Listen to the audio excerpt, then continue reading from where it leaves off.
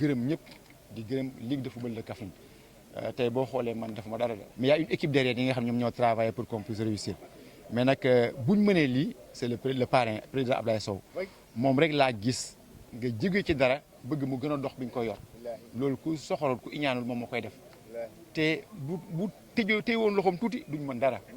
donc bu ñëw nag bëgg toujours ñuy dox def plus loolu vraiment sant sedd na xol sant nañ te sas la te ñoom seen génération lu ñu légué nous avons le devoir ñun tamit bu ñu demee màgg ñu def la même chose pour les générations à venir donc dañ koy gërëm bu ñu gërëmee foofu ñu gërëm le président de la fédération monsieur Abdoulaye Fall. ligue régionale yëpp dañu am fierté mu nekk cela veut dire que nit ñi amoon nañ yaakaar te heureusement on l'a trouvé derrière lui moom moo yónni Pape Sidi Lo le président Pape Sidi Lo yónni délégué comité exécutif ñu àndal ak tous les présidents de ligue yu fi ñëw pour ñu ñëw représenter ko fi te gis ngeen ne vraiment ça c'est très bien passé ñu ngi leen di yóbbante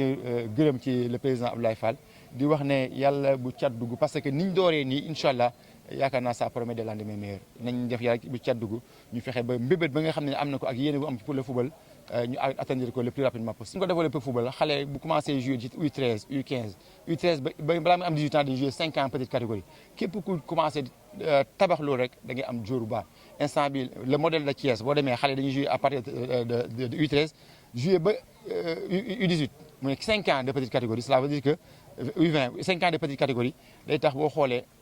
partout dans le Sénégal dafa am joueurs yi nga xam ne dañ leen tabax à la base ñun nag dañoo bëgg commencer tabax à la base jouer pour toutes les catégories jouer pour toutes les communes et incha allah d'ici 2029 vous verrez que ni le ballon a beaucoup roulé ci région de Kaffrine. Sentiment de satisfaction, de fierté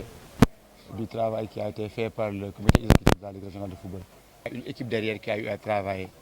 et si on a pu travailler c'est grâce au président Abdoulaye Sow. Vous avez vu que c'est un peu rare de quitter une structure et de vouloir que cette structure fasse plus. Tout ce qu'on a pu faire, c'est grâce au président Abdoulaye Sow qui n'a ménagé aucun effort pour la réussite de cette finale. Donc on peut dire qu'il a tout fait et nous lui adressons nos remerciements, nos sincères remerciements et nous prions pour qu'il ait une longue vie et une bonne santé. À part lui, on remercie le parrain d'honneur, le président Abdoulaye Fall, qui voulait être là, qui a un empêchement, mais qui a délégué le président Pape Sidi Lo et les autres membres du comité exécutif qui l'ont très bien représenté. Et eux aussi, qui pouvaient venir pour leur nom propre, parce qu'il y a une très bonne relation qui existe entre ces membres du comité exécutif et la Ligue de Kaffrine. Donc vraiment, aujourd'hui nous sommes satisfaits de cette belle finale. Nous félicitons Bambouk et nous encourageons USB. Et la fête a été belle et tout le monde a mis du sien pour que la fête soit belle. Et à chaque fois, il nous dit il faut faire ça, il faut faire ça. Il continue à nous accompagner. Et la fierté de cette année aussi avec la nouvelle équipe fédérale,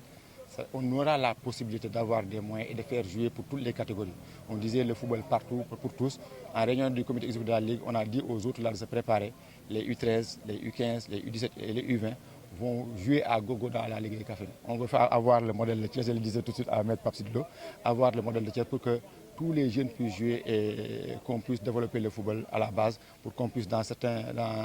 nombre d'années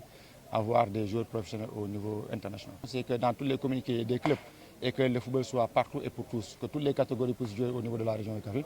On n'a pas peur pour ça, on a derrière nous des gens qui vont nous accompagner, qui vont nous pousser et à chaque fois qu'ils veulent qu'on puisse faire davantage. Donc on n'a pas peur, Inch'Allah, le football va se développer dans la région de Kaffrine. Et peut-être d'ici l'année prochaine, on ne va pas dire que le Stade de Mbour qui a battu des équipes de Kaffrine, on fera de sorte pour être parmi les meilleurs du Sénégal, Inch'Allah.